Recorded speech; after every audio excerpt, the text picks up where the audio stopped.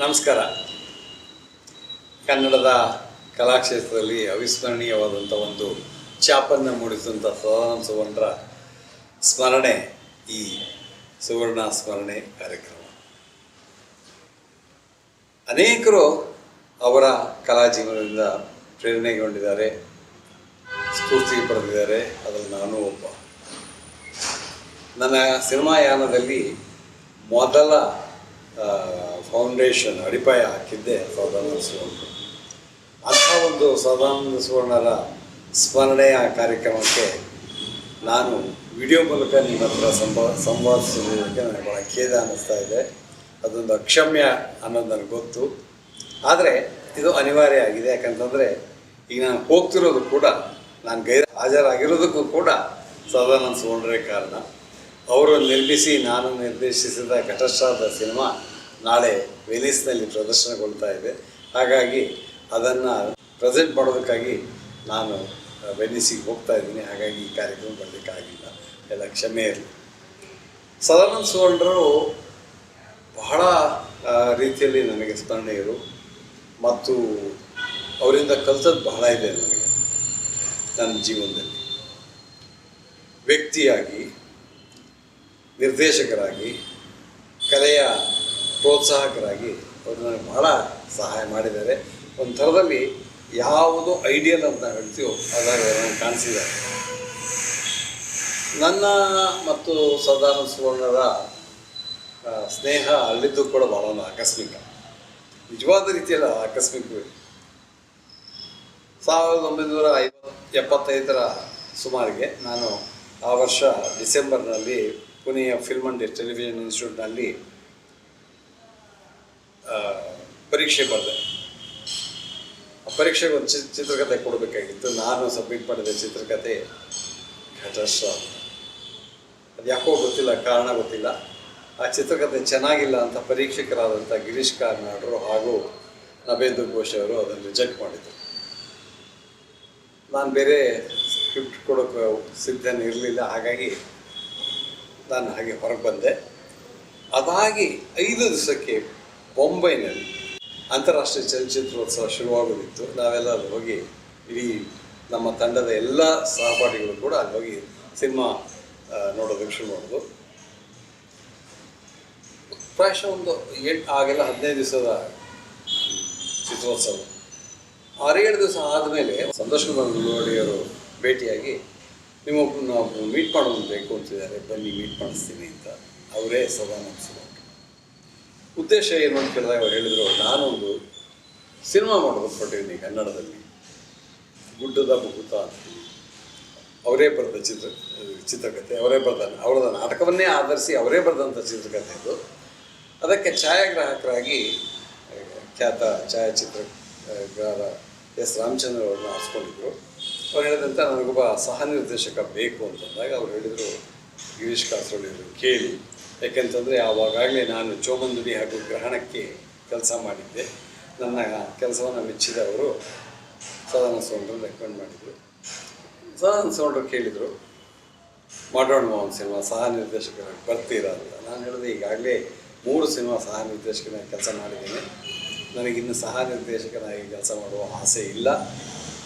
ನಾನು ಪೂರ್ಣ ಪ್ರಮಾಣದ ನಿರ್ದೇಶನಕ್ಕಾಗಿ ತವಕಿಸ್ತಾ ಇದ್ದೀನಿ ಅಂತ. ಚಿತ್ರಕಥೆ ಬರೆದಿದ್ದೀರಾ ಅಂತ. ನಾನು ಡಾಕ್ಟರ್ ಯು ಆರ್ ಅನಂತಮೂರ್ತಿಯವರ ಘಟಶ್ರಾದ್ದವನ್ನು ಆಧರಿಸಿ ಒಂದು ಚಿತ್ರಕಥೆಯನ್ನು ಬರೆದಿದ್ದೇನೆ, ಕೊಡಿ ನಾನು ನೋಡಿ ಕೊಡ್ತೇನೆ ಅಂತ. ಅವತ್ತು ಕೊಟ್ಟೆ. ಮಾರನೇ ದಿವಸನೇ ಅವ್ರು ಬಂದು ಹೇಳಿದ್ರು, ನನಗೆ ಭಾಳ ಇಷ್ಟ ಆಯಿತು ಚಿತ್ರಕಥೆ, ಸಿನಿಮಾ ಮಾಡೋಣ. ಅದಾದಮೇಲೆ ಸಿನಿಮಾ ಮಾಡೋ ಉದ್ದಕ್ಕೂ ಏನಾದರೂ ಕಾರಣಕ್ಕೆ ನನಗೇನಾದ್ರು ಸ್ವಲ್ಪ ಅನುಮಾನಗಳಿದ್ದರೆ ಅವರು ಪ್ರೋತ್ಸಾಹ ನೀಡ್ತಾಯಿದ್ರು. ಇಲ್ಲ, ಇದು ನೋಡಿ ತುಂಬ ಚೆನ್ನಾಗೇ ಬರ್ತಾ ಇದೆ, ಗೋ ಹೆಡ್ ಅಂಥೇಳಿ ನನಗೆ ಭಾಳ ದೊಡ್ಡ ಸೋಜಿಗಾಗಿತ್ತು. ಯಾಕಂದರೆ ಘಟಶ್ರಾದ್ದ ಚಿತ್ರಕಥೆಯನ್ನು ಆನಂತರ BV ಕಾರಂತರಿಗೆ ತೋರಿಸಿದೆ, YNK ಅವರಿಗೆ ತೋರಿಸಿದೆ, KSL ಸ್ವಾಮಿ ರವಿಯಣ್ಣ ಅವರಿಗೆ ತೋರಿಸಿದೆ, ಇನ್ನೂ ಅನೇಕರಿಗೆ ತೋರಿಸಿದೆ. ಎಲ್ಲರೂ ಇದು ಒಂದು ಒಳ್ಳೆಯ ಚಿತ್ರಕಥೆ ಅಲ್ಲ ಅಂತ ಹೇಳ್ತಾಯಿದ್ರು. ಆದರೆ ಸದಾನಂದ ಸುವರ್ಣರು ಮತ್ತು ಎಸ್ ರಾಮಚಂದ್ರ ಅವರು ಮಾತ್ರ, ಇಲ್ಲ ಇದು ಒಳ್ಳೆಯ ಸಿನಿಮಾ ಆಗೇ ಆಗುತ್ತೆ, ಮಾಡೋಣ ಅಂತೇಳಿ ಒತ್ತಾಯ ಮಾಡಿದ್ರು. ಅಂಥ ಸುವರ್ಣರ ಬೆನ್ನೆಲುಬು, ಅವರ ಒತ್ತಾಸೆ ನನ್ನ ಇಲ್ಲದೇ ಇದ್ದರೆ ಬಹುಶಃ ನನ್ನ ಚಿತ್ರ ಜೀವನವೇ ಅಷ್ಟು ಒಳ್ಳೆಯ ಶುಭಾರಂಭ ಆಗ್ತಾ ಇತ್ತು ಎಲ್ಲೋ ಗೊತ್ತಿಲ್ಲ. ಆಗ ಅನ್ನಿಸ್ತು ಸದಾನಂದ ಸುವರ್ಣರಿಗೆ ಬಹಳ ದೊಡ್ಡ ಒಂದು ಪ್ರತಿಭೆ ಇದೆ, ಯಾವುದನ್ನು ಅಸೆಸ್ ಮಾಡುವ ಶಕ್ತಿ, ಗುಣಾವಗುಣಗಳನ್ನು ಗ್ರಹಿಸುವ ಶಕ್ತಿ.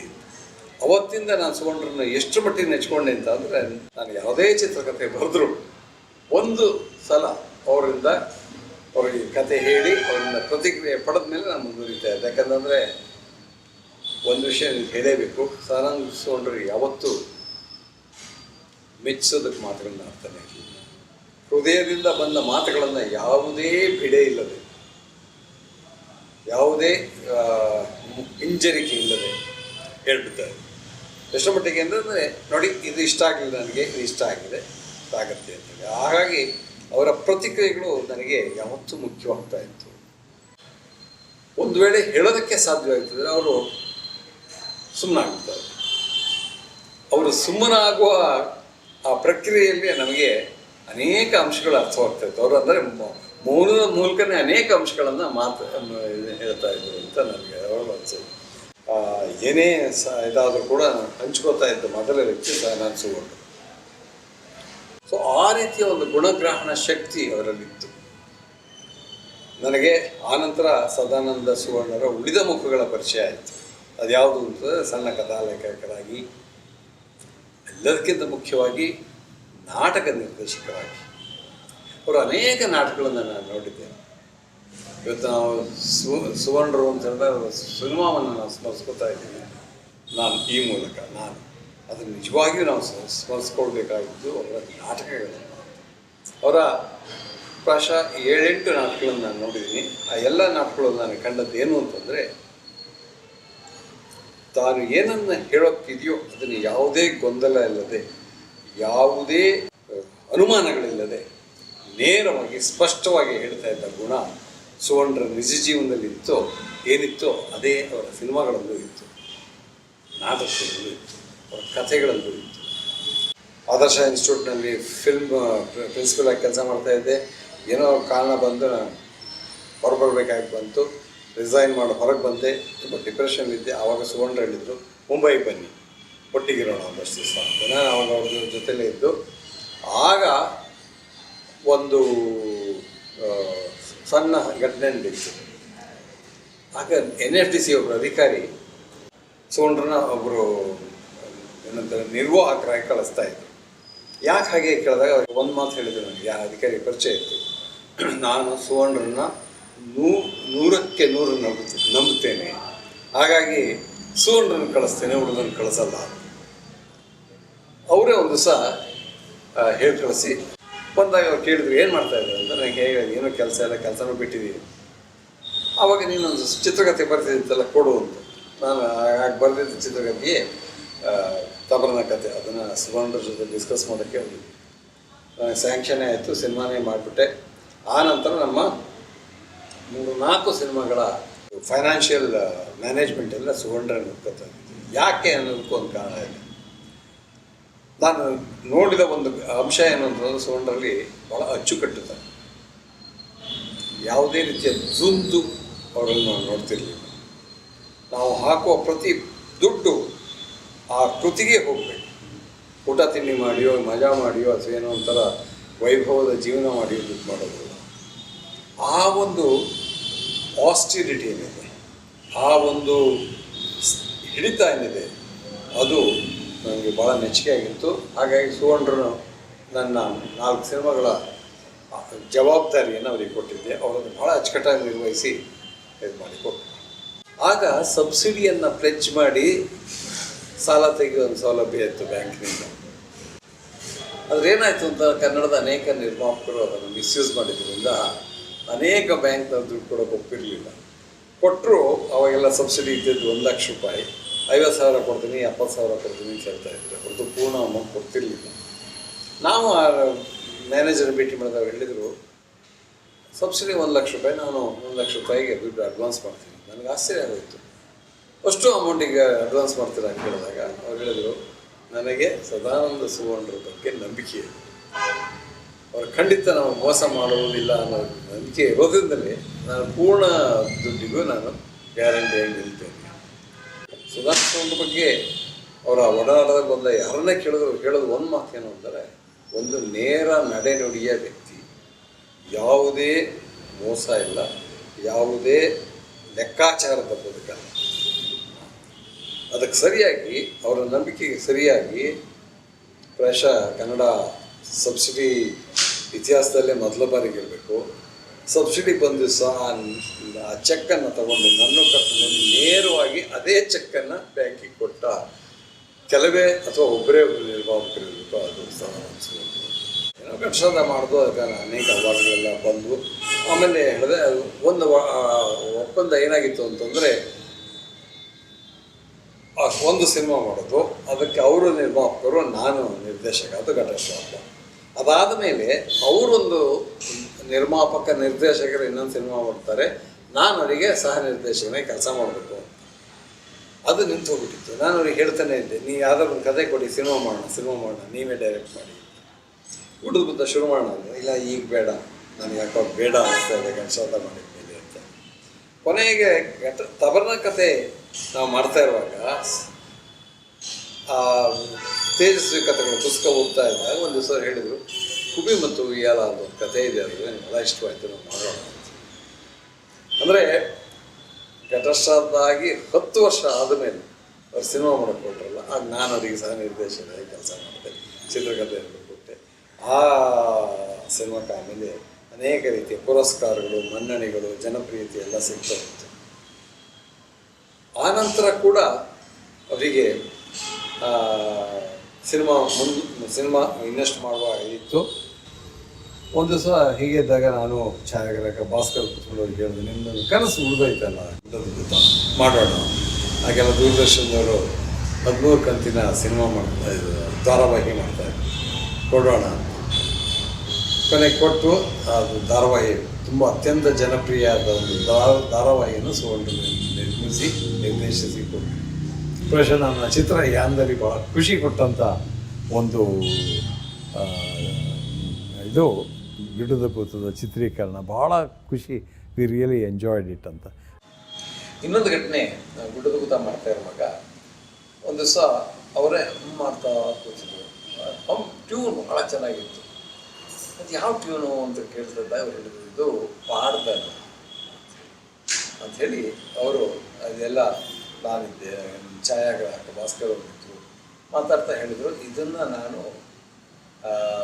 ಸೀರಿಯಲ್ನ 845 ಬಳಸ್ತೀನಿ, ಅದನ್ನೇ ಮುಖ್ಯ ಗಾಯನ, ಅದೇ ಇದು ಗುಡ್ಡದ ಭೂತ ಅಂತ ಹಾಡು ಬರುತ್ತೆ. ಅದು ಎಷ್ಟು ಪಾಪ್ಯುಲರ್ ಆಗ್ಬಿಡ್ತು ಆ ಹಾಡು ಅಂತಂದರೆ, ಅದರ ಸಂಗೀತ ನಿರ್ದೇಶನ ಕ್ರೆಡಿಟನ್ನು ಸುವರ್ಣ ಮೇರೆಗಳು ಕೊಟ್ಟಿದ್ದಾರೆ. ಅದರ ಟ್ಯೂನ್ ಮಾಡಿದ್ದು, ಅದನ್ನು ಹಮ್ ಮಾಡಿದ್ದು, ಅದನ್ನು ಹಾಡಿದ್ದು ಎಲ್ಲ ಸುವರ್ಣ.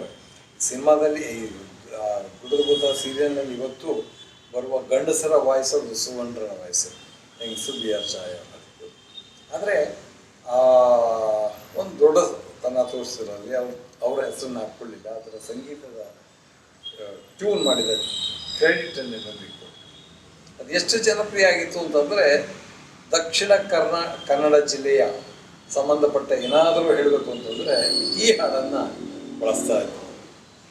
ಅದು ಒಂದು ಪಾಡ್ತನದ. ಕೊನೆಗೆ ಕೆಲವು ವರ್ಷಗಳ ನಂತರ ರಂಗಿತರಂಗ ಅನ್ನೋ ಕನ್ನಡ ಸಿನಿಮಾ ಮಾಡಿದಾಗ ಕೂಡ ಅವರಿಗೊಂದು ದಕ್ಷಿಣ ಕನ್ನಡದ ಒಂದು ಟ್ಯೂನ್ ಬೇಕಿತ್ತಂತೆ. ಸುವರ್ಣ ಕಾಗದ ಬರೆದು, ನಾನು ನಿಮ್ಮ ಗುಡ್ಡದ ಭೂತದ ಟ್ಯೂನನ್ನು ಬಳಸ್ಬೋದೇ ಚಿತ್ರದಲ್ಲಿ ಅಂತ ಅವರು ಬಳಸಿದ್ದ. ಹಾಗಾಗಿ ರಂಗಿತರಂಗ ಸಿನಿಮಾದ ಕ್ರೆಡಿಟ್ ಟೈಟಲ್ ಕೂಡ ಸದಾನಂದ ಸುವರ್ಣ ಹೆಸರು ಬರುತ್ತೆ. ಮತ್ತೆ ಸಿನಿಮಾ ಮಾಡುವ ಯೋಚನೆ ಭಾಳ ಇತ್ತು. ಒಂದೆರಡು ಸಿನಿಮಾ ಯೋಜನೆಗಳು ಎಲ್ಲ ಪೂರ್ಣವಾಗಿ ನಾವು ಕೆಲಸ ಮಾಡಿ ಅದು ನಿಂತೋಯ್ತು. ಅಂತ ನಿಂತೋಗಿದ್ದು ಒಂದು ಅವ್ರ ಮನಸ್ಸಿನಲ್ಲಿ ಭಾಳ ಕಾಡಿದ್ದು ಅಂತಂದರೆ, ನಾರಾಯಣ ಗುರುಗಳ ಬಗ್ಗೆ ಒಂದು ಸಿನಿಮಾ ಅಂತ ಆಸೆ ಪಟ್ಟರು. ಸದಾನಂದ ಸುವರ್ಣರು ನಾನು ಸಾಕಷ್ಟು ಫೀಲ್ಡ್ ವರ್ಕ್ ಮಾಡಿದ್ದು. ಒಬ್ಬ ಖ್ಯಾತ ನಾರಾಯಣ ಗುರು ಎಕ್ಸ್ಪರ್ಟ್ ಪ್ರೊಫೆಸರ್ ಒಬ್ಬರನ್ನ ಹಿಡ್ಕೊಂಡು ಎಲ್ಲ ಚಿತ್ರಕಥೆಯನ್ನೆಲ್ಲ ಮಾಡಿದ್ರು. ಎಲ್ಲ ಮಾಡಿ ಎಲ್ಲ ಸಿದ್ಧ ಮಾಡೋಷ್ಟೊತ್ತಿಗೆ ಆ ಚಿತ್ರಕ್ಕೆ ಯಾರು ದುಡ್ಡು ಹಾಕ್ತೀನಿ ಅಂತಂದರೆ ಅವ್ರು ತೀರ್ಕೊಂಡ್ಬಿಟ್ರು. ಹಾಗಾಗಿ ಅದು ಅಲ್ಲೇ ಮೂಲೆಗುಂಬ ಹೋಗಿತ್ತು. ಆ ನಂತರ ಅವರು ಒಂದು ದಿವಸ ಅವ್ರ ಮನೆಗೆ ಹೋದಾಗ ಆ ಸ್ಥಾನದಲ್ಲಿ ಶಿವರಾಮ್ ಕಾರಂತರ ಫೋಟೋ ಇತ್ತು. ನಾನು ಕೇಳಿದೆ, ಇಲ್ಲೇ ಶಿವರಾಮ್ ಕಾರಂತರ ಫೋಟೋ ಬಂದಿದೆ ಅಂತ. ಇಲ್ಲ, ನಾನು ಬಾಳವೇ ಬೆಳಕು ಓದ್ತಾ ಇದ್ದೀನಿ, ನಾನು ತುಂಬ ನನ್ನ ಚಿಂತನೆಯನ್ನು ಬದಲಾಯಿಸ್ಬಿಡ್ತದ್ದು, ಕಾರಂತರ ಬಗ್ಗೆನೇ ಒಂದು ಎಕ್ಸ್ಪ್ಲೋರ್ ಮಾಡೋಣ ಅಂತಿದ್ದೀನಿ. ಮಾಡಿ ಸಹಾಯ ಮಾಡೋಣ ಅಂತ ಆಗ ಮಾಡಿದ್ದೆ ಸ್ವಚ್ಛ ಮನಸ್ಸಿನ 10 ಮಕ್ಕಳು ಧಾರಾವಾಹಿ, ದೂರದರ್ಶನಕ್ಕೆ, ಬೆಂಗಳೂರು ದೂರದರ್ಶನಕ್ಕೆ. ಕಾರಂತರ ಇಡೀ ವ್ಯಕ್ತಿತ್ವವನ್ನು ಹಿಡಿದಿರುವ ಎಲ್ಲ ಪ್ರಯತ್ನ ಮಾಡ್ತೀವಿ. ಒಟ್ಟು ನಾವು ಆ ರೀತಿಯಲ್ಲಿ ಘಟಶ್ರಾದ್ದ, ತಬರನ ಕಥೆ, ಮನೆ, ಕ್ರೌರ್ಯ ಮತ್ತು ಕುವಿ ಮತ್ತು ಎಲ್ಲ 5 ಸಿನಿಮಾಗಳಲ್ಲಿ ಒಟ್ಟೊಟ್ಟಿಗೆ ಕೆಲಸ ಮಾಡಿದ್ವಿ. ಇದೊಂದು ದೊಡ್ಡ ಅನುಭವ ಆಯಿತು ಅಂತ ಅನಿಸುತ್ತೆ. ಆಗಲೇ ಅದೊಂಥರದ ಸಂಘ ರೀತಿಯಲ್ಲಿ ಸಿನಿಮಾವನ್ನು ಮಾಡುವ ಒಂದು ಇದು ಹುಟ್ಟಿದ್ದು. ಅದ್ರ ಒಂದು ಭಾಳ ಚೆನ್ನಾಗಿತ್ತು. ಅವ್ರಿಗೆ ಇದ್ದಕ್ಕಿದ್ದಾಗೆ ಒಂದು ದಿವಸ ಹೇಳಿದರು, ನಾನು ಹುಡುಕಾಟ ಮಾಡಬೇಕು ಅಂತಿದ್ದೀನಿ, ಅದ್ರ ಬಗ್ಗೆ ಯೋಚನೆ ಮಾಡೋಣ ಅಂತ. ಹುಡುಕಾಟ ಅನ್ನೋದು ಯಶವಂತ ಚಿತ್ತಾಲರ ಒಂದು ಕಥೆ. ಅದರಲ್ಲಿ ಏನು ಇಷ್ಟ ಆಯಿತು ಕೇಳಿದೆ, ಅದ್ರ ಬರುವ ಕೊನೆಯ ಒಂದು ವಾಕ್ಯ ನನಗೆ ತುಂಬ ಕಾಡ್ತಾ ಇದೆ. ಅದರಲ್ಲಿ ಏನಂದರೆ, ಒಬ್ಬ ಇನ್ನೊಬ್ಬನ ಹುಡುಕ್ತಾ ಇರ್ತಾನೆ ಬಾಂಬೆ ನಗರದಲ್ಲಿ. ಆ ಹುಡುಕಾಟದಲ್ಲಿ ಅವನಿಗೆಲ್ಲೋ ಒಂದು ಸಲ ಅವನಿಗೆ ಅನುಮಾನ ಬರುತ್ತೆ, ನಾನು ಅವನನ್ನು ಹುಡುಕ್ತಾ ಇದ್ದೀನೋ ಅಥವಾ ಅವನ ಯೋಚನಾ ಪ್ರಪಂಚದಲ್ಲಿ ನಾನಿದ್ದೀನೋ, ಯಾರು ನಿಜ ಅಂಥೇಳಿ. ಎಂಥ ಅದ್ಭುತವಾದ ಚಿಂತನೆ ಅಲ್ಲೇನ್ರಿ ಅಂದರು. ಆ ಹುಡುಕಾಟ ಏನಿದೆ ಅದು ಅವರ ನಿಜ ಜೀವನದ ಹುಡುಕಾಟವೂ ಆಗಿತ್ತು. ಬದುಕಿನ ಸಾರ್ಥಕತೆ ಏನು, ಬದುಕಿನಲ್ಲಿ ನಾವು ನಿಜವಾಗ್ಲೂ ಯಾವುದಕ್ಕೆ ಹುಡುಕಾಡ್ತಾ ಇದ್ದೀವಿ ಅಂಥೇಳಿ. ಇದೆಲ್ಲ ಆದಮೇಲೆ ಅವರೊಂದು ಕೊನೆಯದಾಗಿ ಒಂದು ಆಸೆಯನ್ನು ಇಟ್ಕೊಂಡಿದ್ರು, ಅದು ಕೊನೆಗೂ ಪೂರ್ಣಗೊಳ್ಳಲಿಲ್ಲ. ಅದೇನಂದರೆ, ತನ್ನ ಮಾತೃಭಾಷೆಯಾದ ತುಳುವಿನಲ್ಲಿ ಒಂದು ಸಿನಿಮಾ ಮಾಡಬೇಕು ಅಂತ. ಅದು 88-89ರಿಂದ ಶುರು ಮಾಡಿದೆ ನಮ್ಮ ಪ್ರಯತ್ನ. ನಂತರ ಇಷ್ಟು ವರ್ಷ ಆದರೂ ಕೊನೆಗೂ ಕೈಗೂಡಲಿಲ್ಲ. ಆಮೇಲೆ ಒಂದು ವರ್ಷ, ಸುಮಾರು 1 ದಶಕ 1.5 ದಶಕ ನಾನೇ ಹೇಳಿದೆ, ಸುಗೊಂಡ್ರೆ ಈಗ ಸಿನಿಮಾ ಇದು ಏನೇನೂ ಚೆನ್ನಾಗಿಲ್ಲ, ಸುಮ್ಮನೆ ಒಂದು 30-40 ಲಕ್ಷ ಖರ್ಚು ಮಾಡಿ ಅದನ್ನು ನೀರಿನಲ್ಲಿ ಹೋಮ ಮಾಡಿದಾಗೆ ಕಳ್ಕೊಳ್ಳೋದು ಬೇಡ ಅಂಥೇಳಿ ಮಾಡಿದೆ. ಆದರೆ ಅವರಿಗೆ ಅದೊಂದು ನೋವು ಉಳಿದೇ ಹೋಯಿತು ಅಂತ. ಅದಕ್ಕೆ ಪ್ರಾಯಶಃ ನಾನು ಕಾರಣ, ಈ ಥರದ ಇದು ಅಂಥೇಳಿ. ಈ ಥರದಲ್ಲಿ ಸುವರ್ಣರಿಂದ ನಾನು ಕಲಿತದ್ದು ಬಹಳ ಇದೆ. ಕೇವಲ ಒಬ್ಬರು ಸ್ನೇಹಿತರಾಗಿ ಅಷ್ಟೇ ಅಲ್ಲ, ಮಾರ್ಗದರ್ಶಕರಾಗಿ ಅಷ್ಟೇ ಅಲ್ಲ, ಒಂದು ರೀತಿಯಲ್ಲಿ ನನ್ನ ಚಿತ್ರ ಜೀವನದಲ್ಲಿ ನನ್ನ ಬದುಕಿನ ಅಭಿರುಚಿಯನ್ನು ತಿದ್ದೋದ್ರಲ್ಲಿ, ನೇರ ನಡೆನುಡಿಯ ಒಂದು ಸಂಬಂಧಗಳನ್ನು ಇಟ್ಕೊಳ್ಳೋದ್ರಲ್ಲಿ ಸುವರ್ಣರ ಪ್ರಭಾವ ಬಹಳ ಇತ್ತು. ಅದಕ್ಕಾಗಿ ನಾನು ಸುವರ್ಣರಿಗೆ ಬಹಳ ಆಭಾರಿಯಾಗಿದ್ದೇನೆ. ನನ್ನ ಚಿತ್ರಯಾನದಲ್ಲಿ ಏನಾದರೂ ಯಶಸ್ಸು ಕಂಡಿದ್ದರೆ, ಚಿತ್ರ ಜೀವನದಲ್ಲಿ ಏನಾದರೂ ನನ್ನ ಹಾದಿ ಸುಗಮವಾಗಿದ್ದರೆ, ಅದಕ್ಕೆ ಸುವರ್ಣರು ಹಾಕಿಕೊಟ್ಟ ಅಡಿಪಾಯವೇ ಕಾರಣ ಅಂತ ಹೇಳೋದಕ್ಕೆ ಈ ಸಂದರ್ಭದಲ್ಲಿ ಇಷ್ಟಪಡ್ತೇನೆ. ನಮಸ್ಕಾರ.